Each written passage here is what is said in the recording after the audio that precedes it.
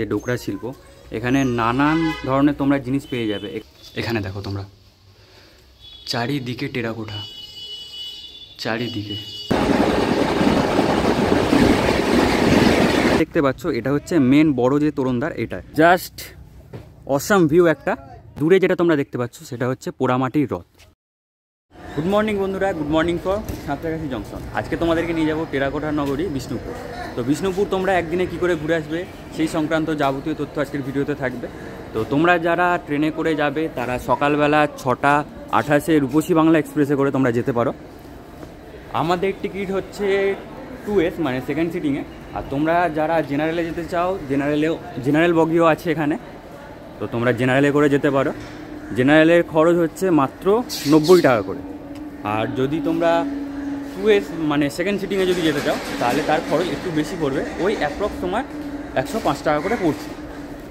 তো ভিডিওটা পুরো দেখবে তোমরা, স্কিপ না করে। তোমরা কি করে একদিনে ঘুরে আসবে, কোথায় কোথায় ঘুরবে, কোন কোন স্পট তোমরা দেখবে, সব ডিটেলস আজকের ভিডিওতে তোমরা পেয়ে যাবে। তো চলো, আমাদের ট্রেন একটু পরে ছেড়ে দেবে, বেশি দেরি করবো না, ট্রেনে তাড়াতাড়ি উঠে পড়ি তোমার সাথে। For the kind attention of the passengers, train number 3870 Fort Down, আজকে আমি একা যাচ্ছি না, আজকে তোমার জন্য একটা সারপ্রাইজ আছে। আমার সাথে আরেকটা দাদা যাচ্ছে। তো তোমরা অনেকেই যারা ট্রাভেল ব্লগ দেখো তারা তাকে চেনো, তোমাদেরকে তার সাথে একটুখানি দেখা করে দিই। তোমাদেরকে বলেছিলাম আমার সাথে আজকে একটা দাদা যাচ্ছে, তোমরা অনেকেই চেনো। তো দাদার সাথে তোমাদেরকে দেখা করে দিই। দাদা হচ্ছে, তোমরা চেনো দাদাকে, যে মনোজ দা। দাদা তোমার চ্যানেল নামটা কী ছিল? আমার রাইজিং জার্নি। হ্যাঁ, দাদা রাইজিং জার্নি। দাদা আমার থেকে অনেক বড়। তো দাদার কাছে ব্যাপার নয়, দাদার কাছে আমি কিছু কিছু জিনিস শেখার চেষ্টা করছি। তো দাদা মানে কি বলবো, আমাকে গাইড করছে অনেক ভালো করে। তো দাদারই প্ল্যান আজকে হঠাৎ করে যাওয়ার, আজকে কোনো আমার প্ল্যান ছিল না। বিষ্ণুপুর তবে সকাল সকাল ভেবেছিলাম যে ট্রেনটা ধরতে পারবো কিনা। ফাইনালি আমরা দাঁড়িয়ে রয়েছি এবং উঠছি এই মুহূর্তে ট্রেনে। এই হচ্ছে আমাদের কোচ নাম্বার, আমরা এতে করেই যাব। বন্ধুরা এখন ঘড়িতে বাজে 6:29। ট্রেন পুরো আমাদের রাইট টাইমে ছেড়ে দিয়েছে। বন্ধুরা এই হচ্ছে আমাদের রূপসী বাংলার সিটিং অ্যারেঞ্জমেন্ট, সেকেন্ড সিটিংয়ে। এই পাশে 3টে, এই পাশে 3টে, আর সে পাশেও আছে। আর এখন পুরো ট্রেনটা ফাঁকাই যাচ্ছে এখন সকালবেলা। তো আশা করছি খড়গপুর থেকে ভিড়টা হবে। আর সিটের পজিশান হচ্ছে এই মোটামুটি ভালোই। আর সামনের দিকে গেলে তোমরা দেখতে পাবে একটা মিরার আছে এখানে, বেশ পরিষ্কার পরিচ্ছন্নই আছে।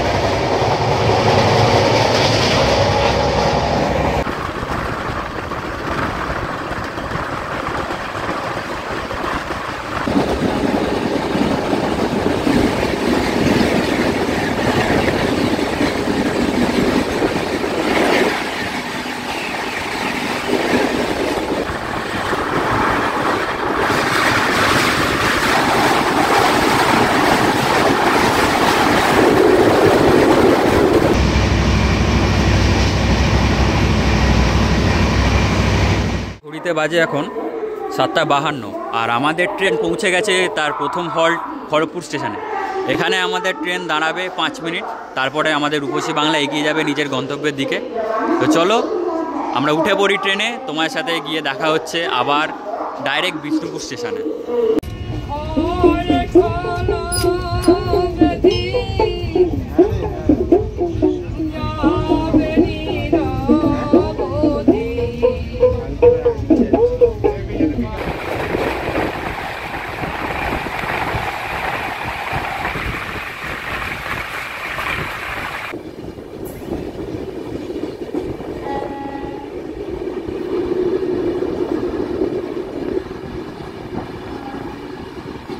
ফাইনালি বন্ধুরা আমরা পৌঁছে গেছি বিষ্ণুপুর স্টেশনে। 192 কিলোমিটার যাত্রা অতিক্রম করে এলাম। তো আমাদের ট্রেন 7 মিনিট মতো লেট করেছে। আমরা এখন এখান থেকে বাইরে বেরিয়ে যাব, সেখান থেকে টোটো নিয়ে এখানে যে সাইট সিনগুলো আছে সেগুলো করব। তো সেগুলোর যে কত কি ভাড়া না সেগুলো তোমাদেরকে আমরা বলে দেবো। তো চলো বেশি দেরি করব না, খুব খিদে পেয়েছে, কিছু খেয়ে টেয়ে নিয়ে আমরা বেরিয়ে পড়ি। আমাদেরকে নামিয়েছিল 1 নম্বর প্ল্যাটফর্মে। তো 1 নম্বর প্ল্যাটফর্ম থেকে আমরা ফুট ওভার ব্রিজ দিয়ে সোজা সামনে 4 নম্বরের দিকে চলে যাচ্ছি। আমরা ওই দিক থেকেই যে টোটো বা অটো আমরা যেটা রিজার্ভ করবো আজকে, ওইখান থেকে আমরা পাবো। আর খাবার দাবার যে হোটেল ফোটেল আছে সব ওই দিকেই পাবো আমরা। তো চলো যাই তাড়াতাড়ি, গিয়ে ওখান থেকে টোটোটা বা অটোটা আমরা বুক করে নিই, তারপর তোমাদেরকে যাবতীয় ডিটেলস দিচ্ছি যে কত কি খরচ পড়লো আমাদের। এই ফুট ওভারব্রিজ থেকে নেমেই তোমরা দেখতে পাবে এখানে অনেক গাড়ি, অনেক টোটো দাঁড়িয়ে আছে। তো এখান থেকে তোমরা রিজার্ভ করে নিতে পারো, গাড়িও রিজার্ভ করতে পারো, তোমরা টোটোও রিজার্ভ করতে পারো। তো চলো আমরা ফার্স্টে একটা কিছু রিজার্ভ করি, করে তোমাদেরকে ডিটেলসটা দিচ্ছি কত কী নিচ্ছে, কতক্ষণ ঘোরাবে। এখানে তো ঘন্টা হিসাবে বলে, তো সেটা তোমাদেরকে জানিয়ে দেবো যে কত ঘন্টায় কত টাকা পড়ছে। তো তোমরা সেই হিসাবে সব কিছু করে নিতে পারবে। আর এখানে যে গাড়িগুলো আছে এগুলো তোমরা রিজার্ভে নিয়ে ঘুরতে পারো। তো আমাকে তো বললো যে 200 টাকা করে পার ঘন্টা, তাও আমি এখানে যারা অটো চালাচ্ছে তো তাদের কাছে আমি জিজ্ঞাসা করে নিচ্ছি যে কত করে নিচ্ছে। দাদা এখানে চার্জ কি আছে অটো, মানে যদি সাইট সিন করতে যায়? সপ্তাহে ঘন্টায় 200 টাকা। ঘন্টায় 200 টাকা? ওটা সরকারি রেট, আপনি যে লিস্টে দেখতে পাবেন। কটা স্পট ঘোরাবেন? আমরা যতগুলো স্পট আছে 16-17টা স্পট আছে। কতক্ষণ লাগবে তাও? আপনি যেবার দেখাটা আপনার উপরে, তো আপনি কিরকম দেখবেন। মিনিমাম 3 ঘন্টা লাগে। আচ্ছা, এরপরে কেউ যদি তাড়াতাড়ি করে তার 2 ঘন্টাতে হয়ে যাবে। আচ্ছা, আবার 5 ঘন্টা হতে পারে। আচ্ছা, মানে মেন ব্যাপার হচ্ছে আমরা যতক্ষণ পারবো ততক্ষণ ঘুরতে পারবো, কিন্তু যতক্ষণ ইচ্ছা ততক্ষণ ঘুরবে। চার্জটা হবে ঘন্টা হিসাবে, তাই তো? চার্জটা হচ্ছে ঘন্টা হিসাবে। এটাই চলে আসবে। আচ্ছা, তো তোমরা শুনে নিলে যে চার্জটা হচ্ছে পার ঘন্টা 200 টাকা করে। তো তোমরা এখান থেকে সাইট সিন করার জন্য অটো বুক করে পুরো যে বিষ্ণুপুরটা আছে তোমরা ঘুরে নিতেই পারো। এই যে হচ্ছে আজকে আমাদের সারথি, আমরা এটা করেই আজকে যাবতীয় যে স্পটগুলো আছে সেগুলো আমরা কভার করব। আর এই অটো আজকে চালাচ্ছে আমাদের দাদা।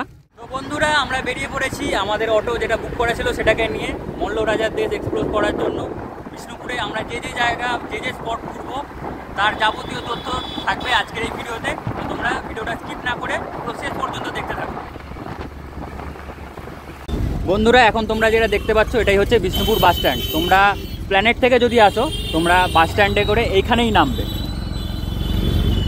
বন্ধুরা আমরা ফাইনালি এসে গেছি রাসমঞ্চের সামনে। আমার পিছনে তোমরা দেখতে পাচ্ছ রাসমঞ্চ, আর এখানে আমরা এন্ট্রি করব। এখানে এন্ট্রি করার জন্য টিকিট কাটতে হয়। তো তোমাদেরকে টিকিটের যে প্রাইসটা আছে সেটা দেখিয়ে দিই।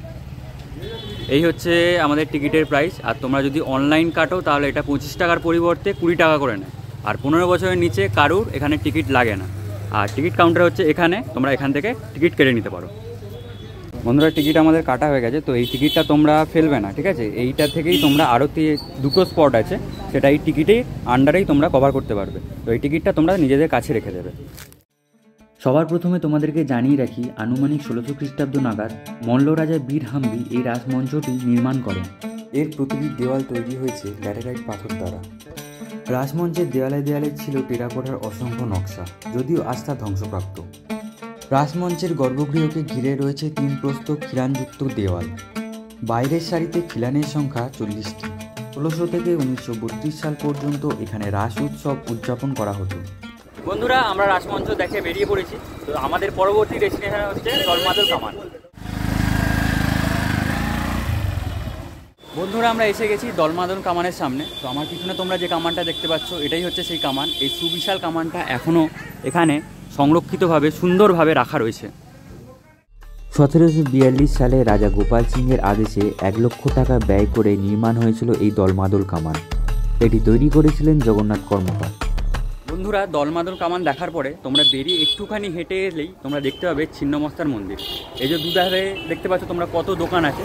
তো এই রাস্তা ধরে সোজা গেলেই তোমরা একটুখানি গেলেই ডিস্টেন্স কভার করলেই দেখতে পাবে ছিন্নমস্তা মায়ের মন্দির।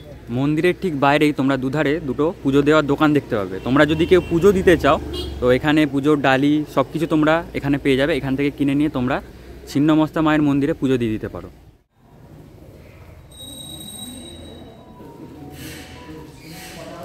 বন্ধুরা মন্দির দেখার পর আমাদের পরবর্তী যে ডেস্টিনেশন হচ্ছে সেটা হচ্ছে পোড়ামাটির হাট। বন্ধুরা আমাদের ছিন্নমস্তা মায়ের মন্দির দেখার পর আমরা এসেছি পোড়ামাটির হাট। এই হাটটা আজকে বসেনি, কারণ এই হাটটা বসে শনিবার আর রবিবার। আর এখানেই যাবতীয় তোমরা পোড়ামাটির জিনিস দেখতে পাবে। এই যে পুরো জায়গাটা দেখতে পাচ্ছ এখানে পুরো পোড়ামাটির যত দ্রব্য থাকে সেই সব নিয়ে একটা হাট বসে, সেটা হচ্ছে শনিবার আর রবিবার। আর সামনেই একটা আমাদের মন্দির আছে, তো সেই মন্দিরটাও তোমাদেরকে দেখিয়ে দিচ্ছি। বন্ধুরা তোমাদেরকে যে পোড়ামাটির হাটটা দেখালাম সেটা থেকে সামনের দিকে এলেই তোমরা দেখতে পাবে জোড়া শ্রেণীর মন্দির। এখানে 3টে মন্দির আছে, 3টের আয়তন 3 রকমের।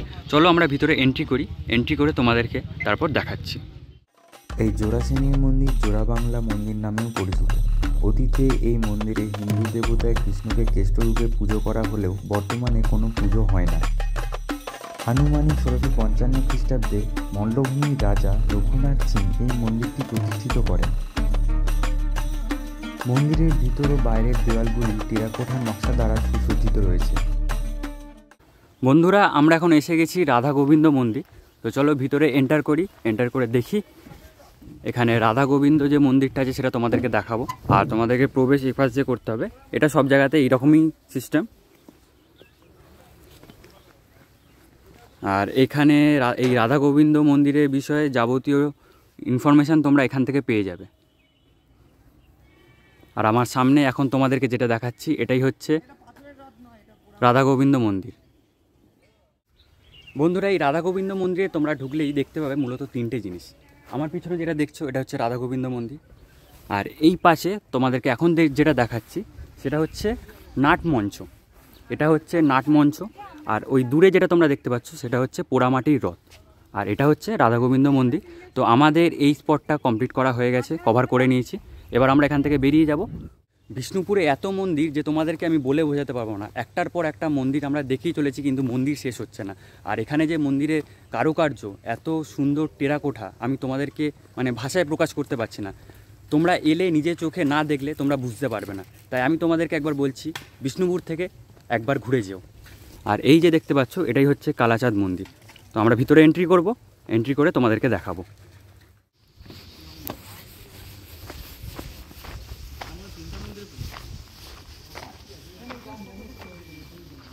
এই হচ্ছে সেই মন্দির তোমাদেরকে বলেছিলাম, কালাচাঁদ মন্দির। আর এখানেও একটা নাটমঞ্চ আছে, তোমরা দেখতে পাচ্ছ। বন্ধুরা, সাইট সিন করার মাঝে এসে গেছি আমরা দুপুরের লাঞ্চ করতে। আমরা নিয়ে নিয়েছি শালপাতার মধ্যে চিকেন থালি। তো এর প্রাইস পড়েছে 70 টাকা। আর বিষ্ণুপুর এসেছি, শালপাতা হবে না এটা হতেই পারে না। তো আমাদের এই থালিতে আছে ভাত, ডাল, এখানে একটা আলু সবজি আছে, ফুলকপি, আর এখানে শুকনো লঙ্কা দিয়ে আলু ভাতে মাখা। আর এখানে হচ্ছে চিকেন, 3 পিস চিকেন দিয়েছে। তো চলো এবার খাওয়া শুরু করা যাক। বন্ধুরা, এবারে আমরা চলেছি লাল বাঁধে, যেখানে হত্যা করা হয়েছিল লাল বাহিনীকে। বন্ধুরা, ফাইনালি আমরা পৌঁছে গেছি লাল বাঁধে। এখান থেকে যখন তোমরা নামবে একটু সাবধানে নামবে, খুবই খাড়া আছে। আর জাস্ট নামার পরে তোমরা ভিউটা দেখো, জাস্ট অসাম ভিউ একটা। আর এখানে বোটিংয়ের ফেসিলিটিও আছে, তোমরা বোটিংও করতে পারবে। একটু আগে ওই দেখো, তোমরা দেখতে পাচ্ছ মনে হয়, ঠিক বুঝতে পারছি না, ওইখানে হচ্ছে বোটিং হচ্ছে। আর চারিদিকে খালি জলরাশি, সুন্দর পরিবেশ, শান্ত। আর জলের পাশে তো দাঁড়িয়ে আছি, বুঝতে পারছো, মনটা পুরো এখানে এলে তোমার ফ্রেশ হয়ে যাবে। এই হচ্ছে সেই লাল বাঁধ। বন্ধুরা, আমরা এখন এসে গেছি গুমঘরের সামনে। রাজারা অপরাধীদেরকে এখানেই শাস্তি দিতেন। আর তোমাদেরকে দেখাই সেই স্থাপত্য, এটাই হচ্ছে সেই গুমঘর। এখানেই অপরাধীদেরকে শাস্তি দেওয়া হতো। গুমঘরের উল্টো দিকে যে গলিটা আছে, সেই গলিটা দিয়ে তোমরা এলে দেখতে পাবে শ্যামরাজ মন্দির। আর আমি দাঁড়িয়ে আছি এখন সেই শ্যামরাজ মন্দিরের সামনে। এখন তোমাদেরকে যেটা দেখাচ্ছি এটা হচ্ছে সেই শ্যামরাজ মন্দির। আর রাসমঞ্চতে তোমরা যে টিকিটটা কেটেছিলে সেই টিকিটটা এখানে দেখাতে হবে। চলো ভিতরে ঢুকে তোমাদেরকে পুরো জিনিসটা ভালো করে দেখাচ্ছি।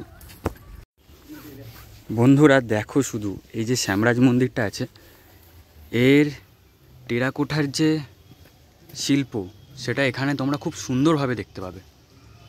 শুধু কারুকার্যটা দেখো একবার, চারিদিকে নানান ধরনের নকশা, সবই এগুলো কিন্তু পোড়ামাটির তৈরি। দেখতে পাচ্ছ কত সুন্দর।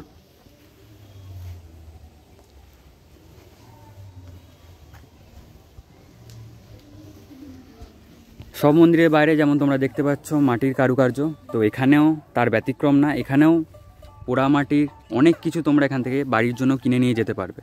কিন্তু একটা জিনিস দেখলাম যে সব জায়গার থেকে এইখানে দোকানটা একটু বেশি।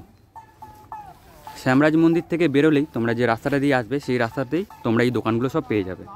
খুব সুন্দর সুন্দর পোড়ামাটির জিনিসপত্র তোমরা এখানে পেয়ে যাবে। বন্ধুরা, আমরা এখন এসে গেছি রাজবাড়ির যে প্রবেশদ্বার, সেই প্রবেশদ্বারের সামনে। ওই দূরে যেটা দেখছো ওটা হচ্ছে ছোট তোরণদ্বার। আর এখন যেটা তোমরা দেখতে পাচ্ছ এটা হচ্ছে মেন বড় যে তোরণদ্বার, এটা মল্ল রাজাদের এটাই হচ্ছে সেই তোরণদ্বার, মানে প্রবেশ দুয়ার। এখান দিয়েই রাজারা প্রবেশ করতেন তাদের রাজধানীতে। বন্ধুরা, তোরণদ্বার থেকে বেরিয়েছেই আমি এ পাশে দেখতে পেলাম যে মহারাজা বীর হাম্বির উদ্যান। তো এখানে ঢোকার জন্য কোনো টিকিট মূল্য নেই, কিন্তু এর পাশে যে গার্ডেনটা আছে সেখানের জন্য তোমাদেরকে গার্ডেন চার্জ 5 টাকা করে দিতে হবে। চলো ভিতরে আমরা ঢুকে পড়ি। এই হচ্ছে মহারাজা বীর হাম্বির উদ্যান, আর এই হচ্ছে সেই মন্দির।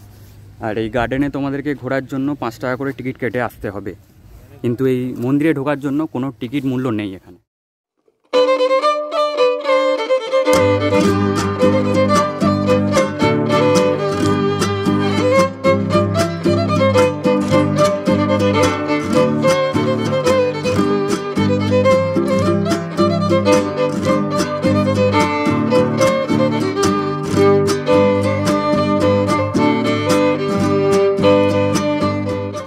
বন্ধুরা, আমরা এখন এসে গেছি সেই পাথরের রথ দেখতে। এই যে রথটা তোমরা দেখছো এটাই হচ্ছে এখন বিষ্ণুপুরের ঐতিহ্য, আর এটা পুরোটাই মাকড়ানা পাথরের তৈরি। তোমাদেরকে এই রথটা পুরোটা একবার দেখাই। দেখো রথের চাকা যেগুলো আছে সেগুলো দেখা যাচ্ছে নিচে, পুরোটাই মাটির মধ্যে এখন ঢুকে আছে।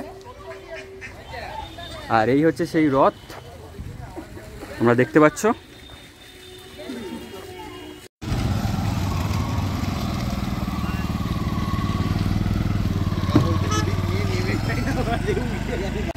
বন্ধুরা, আমি এখন দাঁড়িয়ে আছি মদনমোহন মন্দিরের সামনে।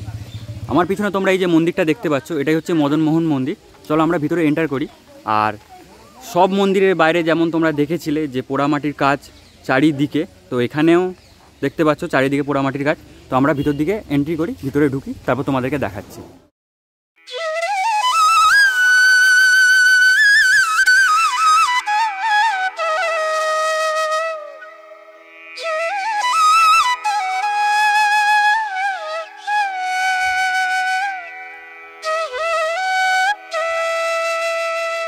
বন্ধুরা, আমরা এসে গেছি ফাইনালি জোরবাংলো মন্দিরের সামনে।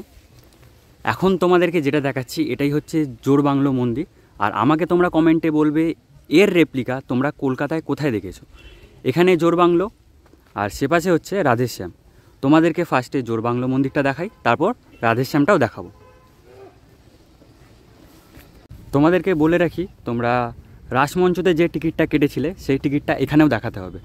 এখানে প্রবেশ মূল্য যেটা আছে সেটা তোমরা আগেই রাসমঞ্চে কেটে নিয়েছো, তো এইখানে ওই টিকিটটা দেখালেই তোমরা এখানে এন্ট্রি করতে পারবে। তো আমরা এখানে ঢুকছি না, কারণ একই আমাদের অনেক লেট হয়ে গেছে, আমাদেরকে বাড়িও আজকে ফিরতে হবে। যেহেতু তোমাদেরকে বলেছি যে একদিনের ট্যুরে কী করে তোমরা বিষ্ণুপুর ঘুরে তোমরা আবার কলকাতায় ফিরতে পারবে। তো আমরা এখান থেকে বাইরে থেকে এটা দেখে নিয়েছি, বাইরে থেকে ভালোভাবে দেখা যাচ্ছে। এখন যাচ্ছি আমরা রাধেশ্যাম মন্দিরের দিকে, এটা দেখি আমরা এখান থেকে বেরিয়ে পড়বো। তো বন্ধুরা, আমরা এখন এন্টার করছি রাধেশ্যাম মন্দির। এদিকে যাবতীয় ডিটেলস তোমরা পেয়ে যাবে। আর এই হচ্ছে সেই রাধেশ্যাম মন্দির।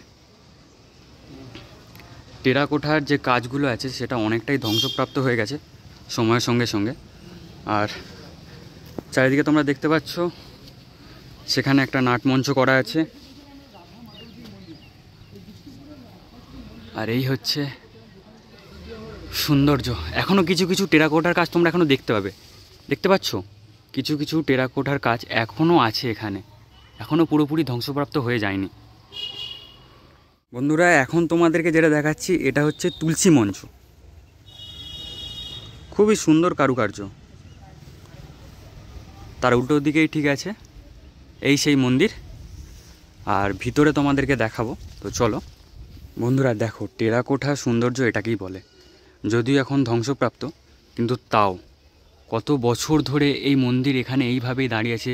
রোদ জল ঝড় তাতে তো একটু ক্ষয়ে যাবেই, কিন্তু তাতেও দেখো এর সৌন্দর্য কিন্তু একটুও কমেনি। এখানে দেখো তোমরা চারিদিকে টেরাকোঠা, চারিদিকে এত সুন্দর কাজ, সবই পোড়ামাটির তৈরি। আর এই হচ্ছে মন্দিরে রাধেশ্যাম।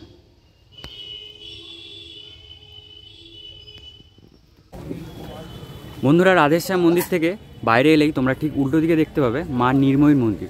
তো এখানে আমরা এখন ঢুকছি, তো তোমাদেরকে ভিতর দিকটা দেখাচ্ছি। এই হচ্ছে সেই মন্দির।